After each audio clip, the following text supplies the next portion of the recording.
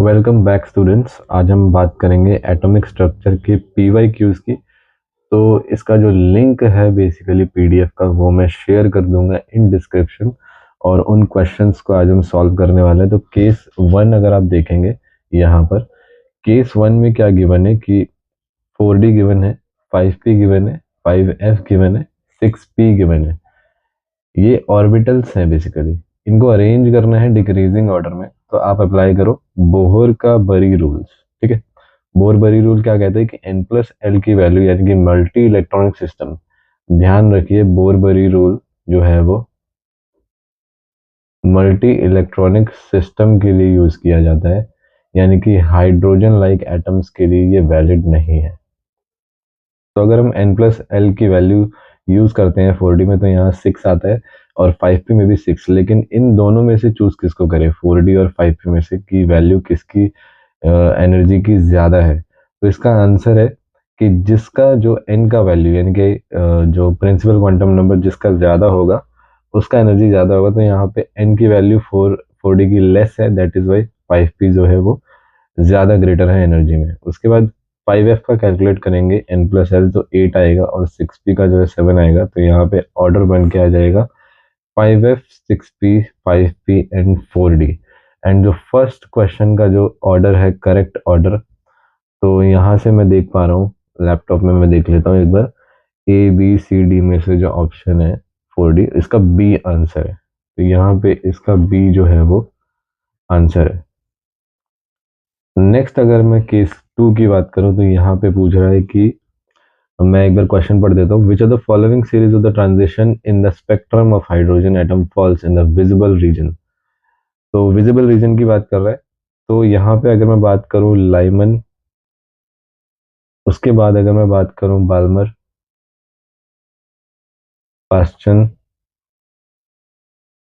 Bracket, Pfund and Humphrey. तो अगर मैं इन सभी की बात करूँ तो ये तो यूवी में आता है एंड ये आता है विजिबल में। तो इसका आंसर जो है हो जाएगा ABC में से C आंसर जो है इसका हो जाएगा C आंसर। और अगर पास्चन और ब्रैकेट की बात करूं तो ये दोनों जो है वो IR रीजन में फॉल करते हैं। नेक्स्ट है केस 3।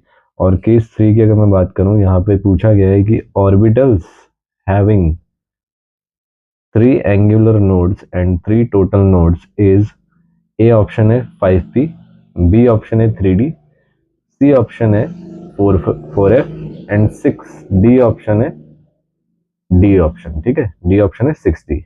तो यहाँ पे इसको सॉल्व करने के लिए बेसिक तरीका मैं आपको बता देता हूँ कि सबसे पहले आपको कॉन्सेप्चुअल चीजें आपको याद होनी चाहिए। जैसे डायरेक्ट फॉर्मूला कि जो नंबर ऑफ स्फेरिकल या रेडियल नोड्स है किसी भी ऑर्बिटल में, उसको कैसे निकालते हैं। तो इसका फॉर्मूला है n-l-1। ठीक है, ये ध्यान रखना। और प्लेनर या एंगुलर नोड्स ऑफ ऑर्बिटल को निकालने के लिए जो वैल्यू आती है वो डायरेक्ट L आती है। तो यहाँ पे जो है 3 आपको गिवन है, तो यहाँ से L जो है वो 3 निकल के आ जाएगा आपका। और दूसरी बात, टोटल नंबर ऑफ नोड्स जो है वो n-1 होता है। तो यहाँ पे ये आपको टोटल नंबर ऑफ नोड्स जो है वो गिवन है, total number of nodes 3 given है। तो यहाँ से अगर 3 आ रहा है तो यानी कि n की वैल्यू कितनी हो जाएगी ऑर्बिटल की, n की वैल्यू जो हो जाएगी वो 4 हो जाएगी। यहाँ से n की वैल्यू कैलकुलेट कर सकते हैं 4। तो ऑर्बिटल जो है वो, यहाँ से L की वैल्यू अगर 3 है तो ध्यान रखिए L की वैल्यू 3 होती है F के लिए। तो ऑर्बिटल कौन सा बन के आएगा आपके पास, 4F। यहाँ से N की वैल्यू 4 है और ये F है, तो दैट इज वाई 4F। तो इसका जो करेक्ट आंसर है वो है C।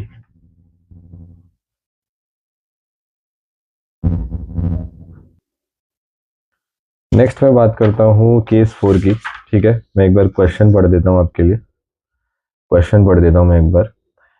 In hydrogen atom, the de Broglie wavelength of an electron in the second Bohr orbit is bracket में given that Bohr radius is a naught is equal to 52.9 picometre. तो ये देख के चल रहा है आपको, मतलब बता के चल रहा है a naught की value.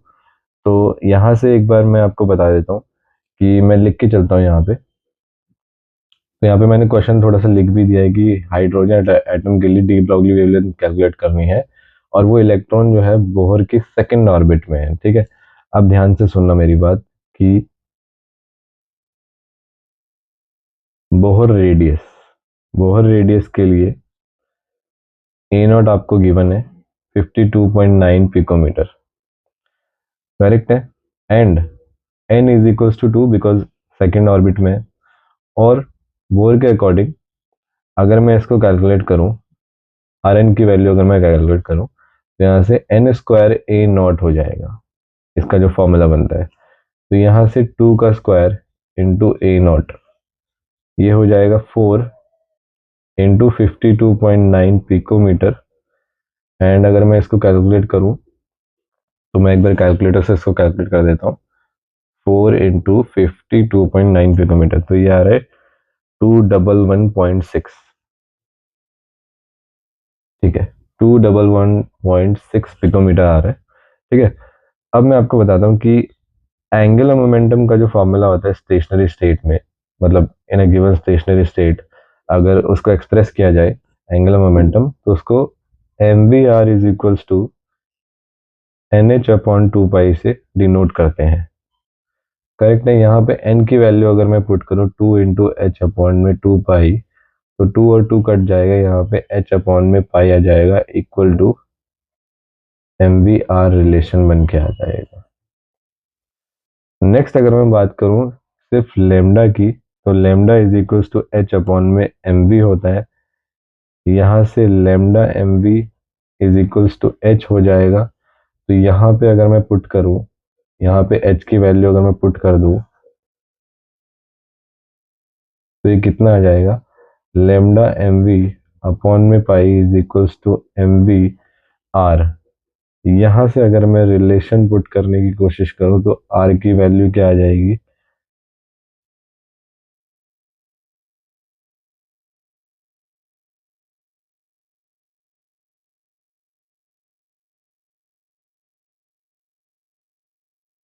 Lambda by pi. Now अगर यहाँ पे हम क्वेश्चन की बात करें, तो क्वेश्चन में पूछा गया कि डी ब्रॉगली वेवलेंथ, तो ये डी ब्रॉगली वेवलेंथ का आंसर क्या हो जाएगा, are into pi.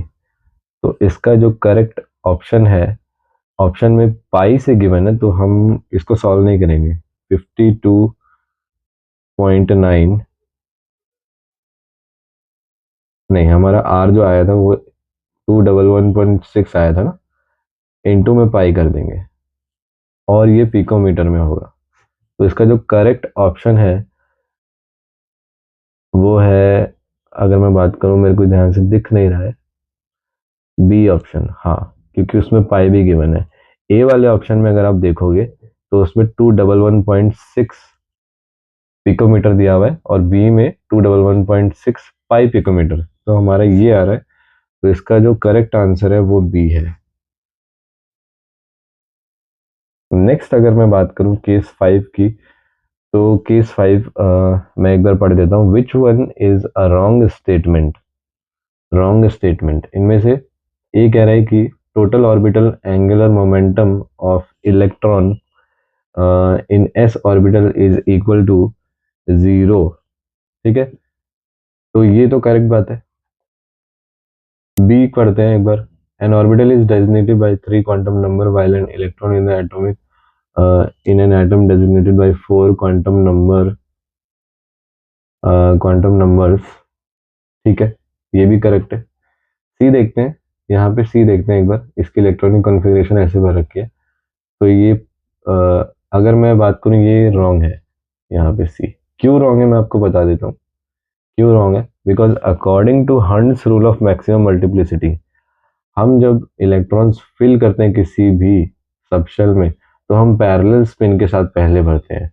That is why ये इनकरेक्ट हो जाएगा according to the Hund's rule of maximum multiplicity.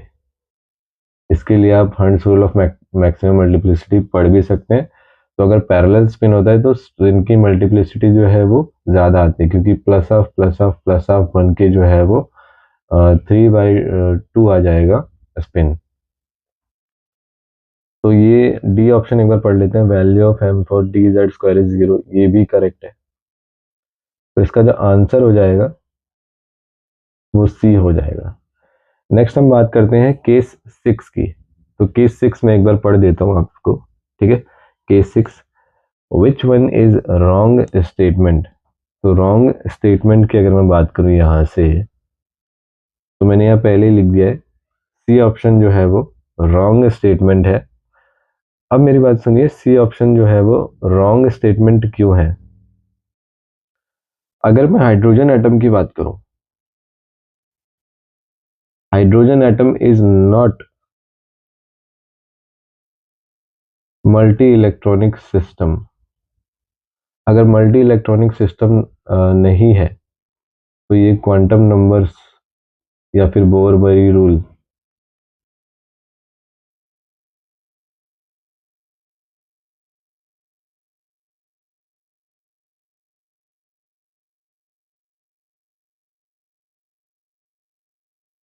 ठीक है, फॉलो नहीं करेगा।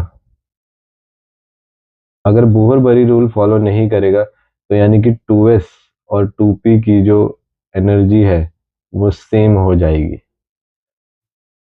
करेक्ट है। तो इसका जो एनर्जी ऑर्डर है वो डिपेंड करता है n पे, प्रिंसिपल क्वांटम नंबर पर।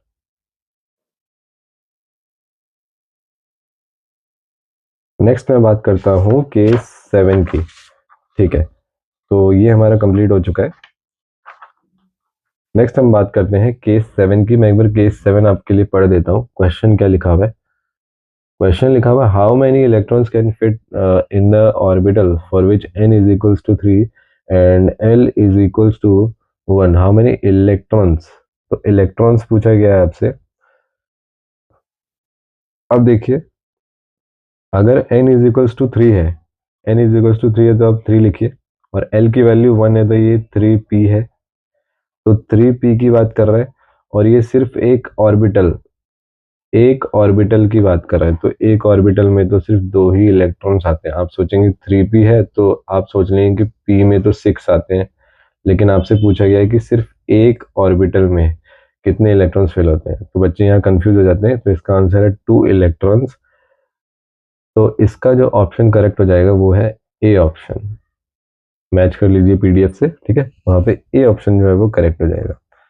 नेक्स्ट आपसे पूछा गया, which of the following pairs of the D orbitals which have the electron density along the axis. तो हमको डी ऑर्बिटल का जो है शेप पता है, डबल डबल होता है, ठीक है। और अलोंग द एक्सिस की अगर मैं बात करूँ तो d x square minus, along the axis की अगर मैं बात करूँ तो d x square minus y square का होता है। देखिए यहाँ पे मैं बना भी देता हूँ, ठीक है। ये y है, ये x है, और कुछ ऐसे होता है, यानी कि एक्सिस के अलोंग, ठीक है। और डी जेड स्क्वायर का पूछा गया है, तो डी जेड स्क्वायर तो ऐसा दिखता है कुछ, अगर इसको z मान ले,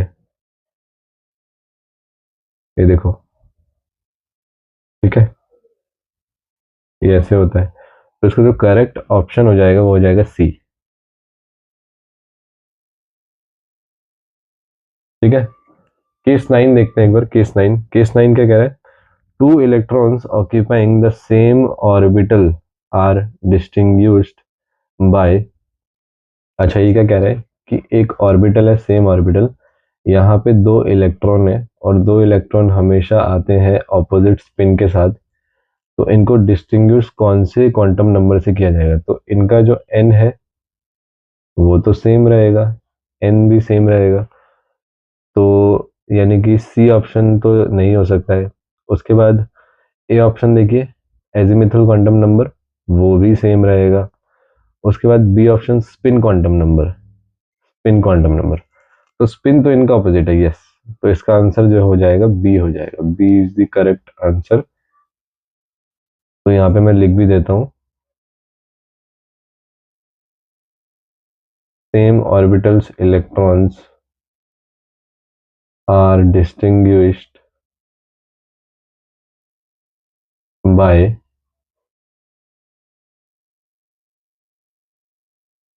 स्पिन क्वांटम नंबर।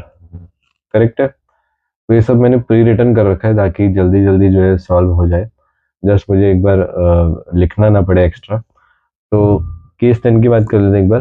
केस 10 क्या कह रहे हैं, which is the correct order of increasing energy of the listed orbitals in the atom of titanium. तो टाइटेनियम कह रहा है और इसका increasing energy order of electronic configuration आपको बताना है। तो 22 है, ठीक है। अब देखिए ध्यान से, अब देखिए ध्यान से इसका इलेक्ट्रॉनिक कॉन्फ़िगरेशन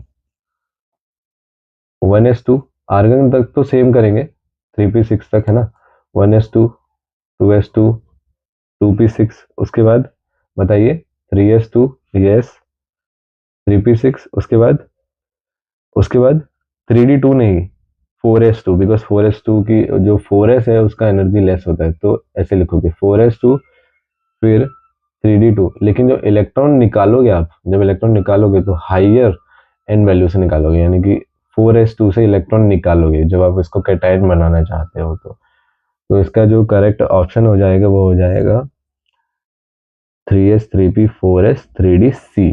इसका आंसर हो जाएगा सी। मैच कर लीजिए, बाकी ये करेक्ट ऑर्डर ऑफ एनर्जी है, ठीक है। उसके बाद जो आपसे पूछा गया है केस 11 में, that number of D electrons in Fe2+। तो Fe2+ का इलेक्ट्रॉनिक कॉन्फ़िगरेशन कुछ ऐसा होगा, और मैंने आपको बताया कि 4s से इलेक्ट्रॉन निकल जाएगा। उसके बाद आपसे ये पूछ रहा है कि which is not equal to the number of, मतलब इनमें से किसके इलेक्ट्रॉनिक कॉन्फ़िगरेशन के इक्वल नहीं है। तो इसका आंसर हो जाएगा, इसका आंसर हो जाएगा सी।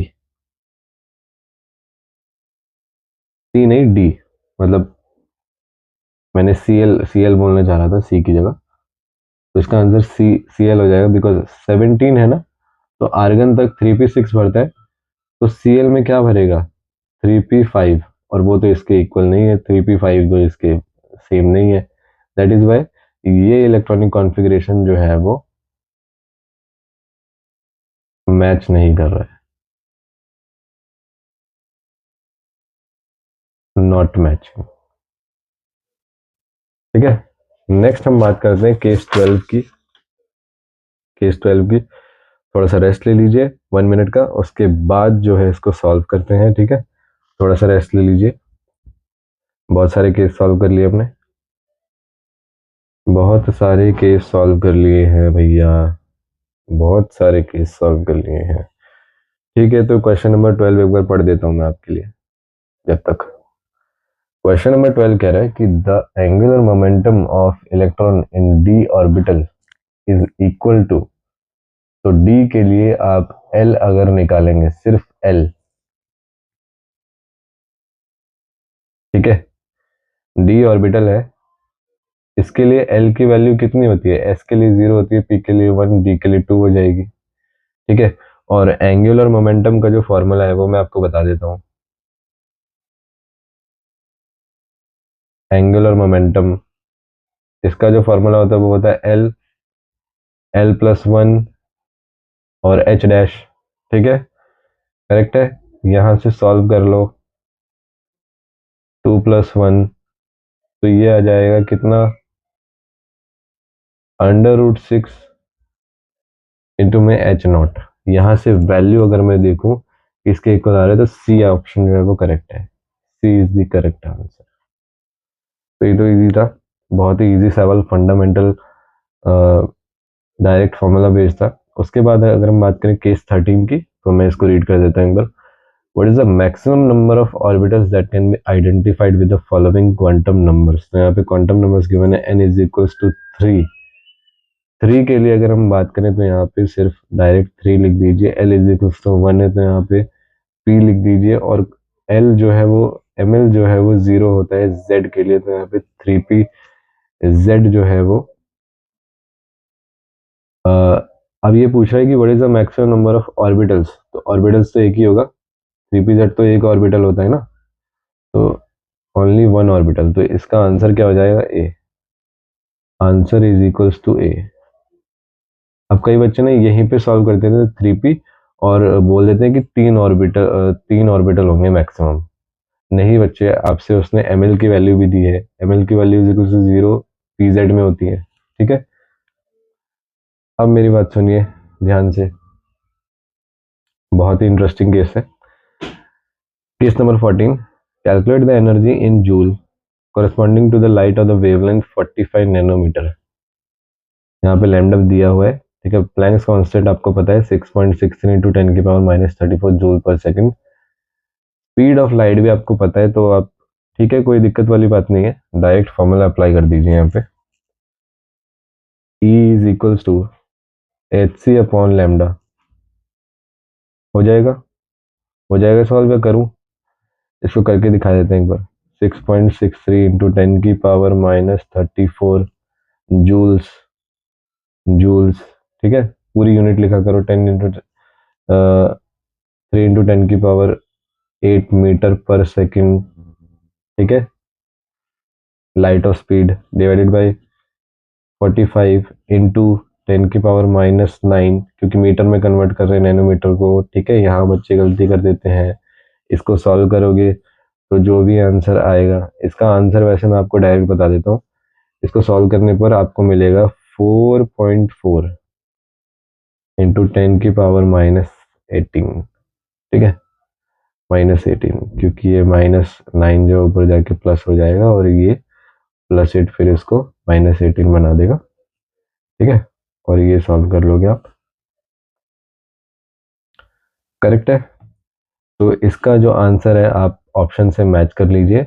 वैसे मैं आपको बता देता हूँ, ऑप्शन से मैच करके -18 है ना, तो इसका डी ऑप्शन जो है वो करेक्ट है। डी ऑप्शन जो है वो करेक्ट है। केस 15 की बात कर लेते हैं। केस 15 आपको क्या बोल रहा है कि beryllium 2+ is iso electronic with which of the following ions. तो ये तो आप बिना देखे, ऑप्शन बिना देखे भी बता दोगे। जल्दी बताओ, जल्दी बताओ। ऑप्शन में गिवन है H+, lithium plus, B option, C option है Na+, डी ऑप्शन है Mg2+। तो लिख देता हूँ, हाइड्रोजन, हीलियम, लिथियम, बेरिलियम और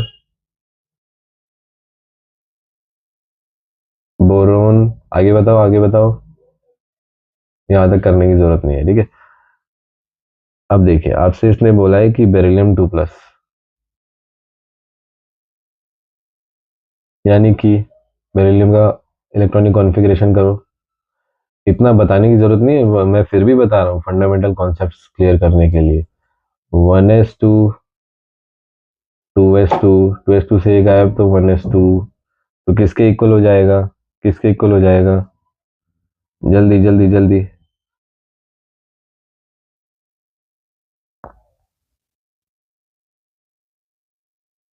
तो इसके ऑप्शन में देखो, ऑप्शन में देखो, इसमें आपको गिवन है H+, और हीलियम तो गिवन नहीं है, और लिथियम प्लस। तो लिथियम प्लस का इलेक्ट्रॉनिक कॉन्फ़िगरेशन क्या हो जाएगा?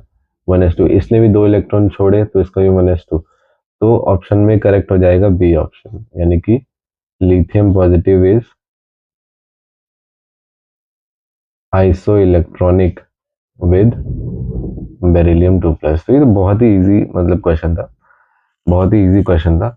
लेकिन फिर भी एज अ स्टूडेंट अगर मैं बात करूं, ये मेरे लिए मुश्किल था, ठीक है। एज अ स्टूडेंट अगर मैं बात करूं, ये मेरे लिए मुश्किल था। नेक्स्ट केस की बात करते हैं। Question number 16, what is the maximum number of electrons that can be associated. अब वापस से आपको घुमा रहा है, आपसे पूछ रहा है maximum number of electrons that can be associated with the following set of the quantum number, ठीक है। तो क्वेश्चन नंबर 16 देखिए ध्यान से। इसका आंसर डायरेक्ट आप बता सकते हो, maximum number of electrons. Set of quantum number दे दिया गया है आपको, सेट ऑफ क्वांटम नंबर दे दिया गया है आपको। m is equals to -1 designate कर दिया गया है पहले ही। m is equal to -1 designate कर दिया गया है, यानी कि any one orbital can have this -1, ठीक है। और ये कितने इलेक्ट्रॉन टोटल करेगा? 2 इलेक्ट्रॉन। तो इसका आंसर क्या हो जाएगा? बी, ठीक है।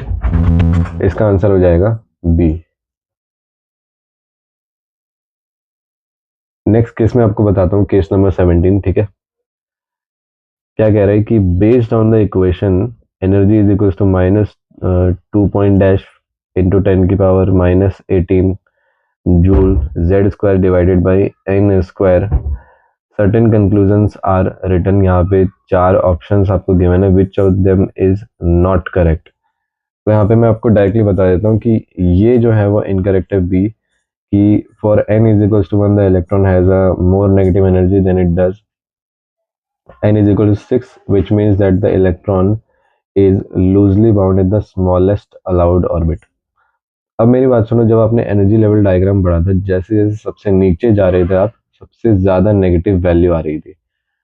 तो ये तो ऑप्शन इनकरेक्ट हो गया कि n इज इक्वल्स टू 1 के लिए अगर यहाँ पे n की वैल्यू 1 पुट करोगे, सबसे ज़्यादा नेगेटिव एनर्जी आएगी, और नेगेटिव एनर्जी ज़्यादा आएगी तो उसका मतलब है कि वो टाइटली बाउंड है न्यूक्लियस से, जबकि यहाँ लिखा हुआ है कि लूजली बाउंड है, किसके लिए, n इज इक्वल टू 6 के लिए। तो ये ऑप्शन तो इनकरेक्ट हो गया, यानी कि हमारा आंसर जो है वो बी है।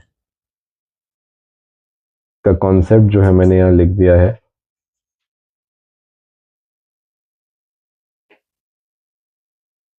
नेक्स्ट मैं बात करता हूँ केस नंबर 18 की। ठीक है, तो ये तो हो गया है। केस नंबर 18 की बात करते हैं। केस नंबर 18 पढ़ देता हूं मैं आपके लिए एक बार। The value of Planck's constant is 6.63 into 10⁻−34 joule second. ये तो सबको पता है, आगे बताओ। The speed of light is, ये भी सबको पता है, 3 इंटू 10 की पावर, अच्छा इन्होंने बोल दिया कि 3 इंटू 10 की पावर 17 नैनोमीटर पर सेकेंड। ठीक है,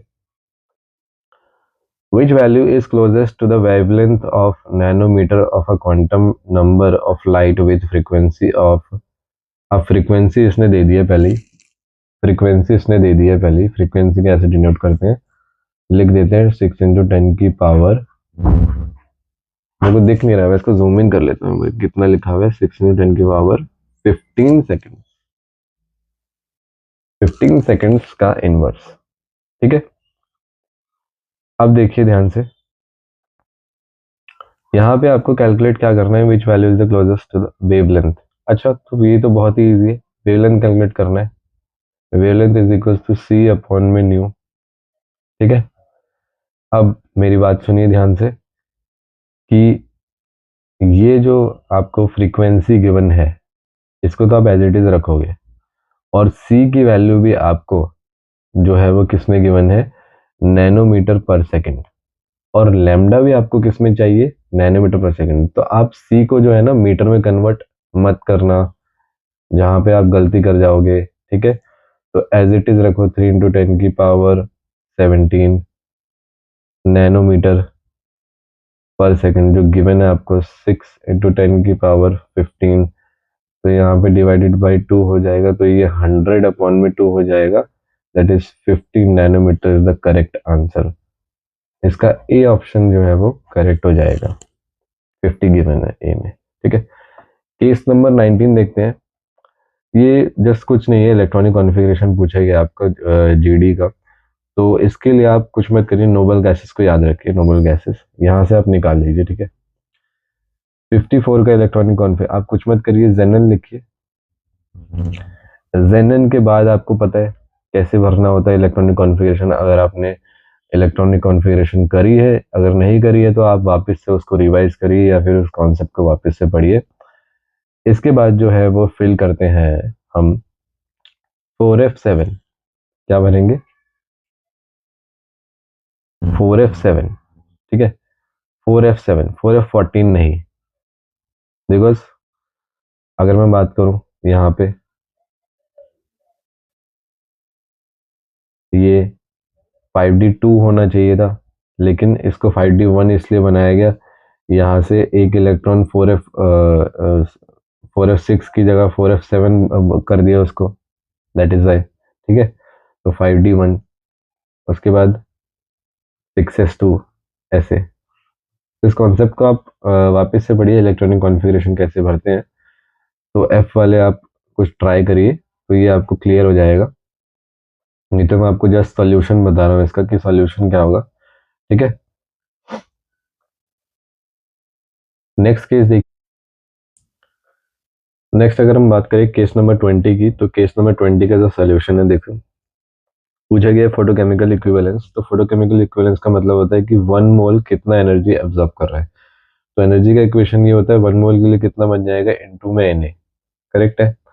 नाउ केस नंबर 21 देखिए, केस नंबर 21, यहाँ पे आपको एल की वैल्यू दी गई है और आपको सबशेल में जो है इलेक्ट्रॉन जो है कैलकुलेट करने की कितने टोटल आते हैं। ठीक है, तो एल की वैल्यू 3 का मतलब है एफ, और एफ में तो 40 इलेक्ट्रॉन्स भरते हैं, सभी को पता है। लेकिन इसका फॉर्मूला देखिए, फॉर्मूला होता है 12 + 1 का मल्टीप्लीकेशन।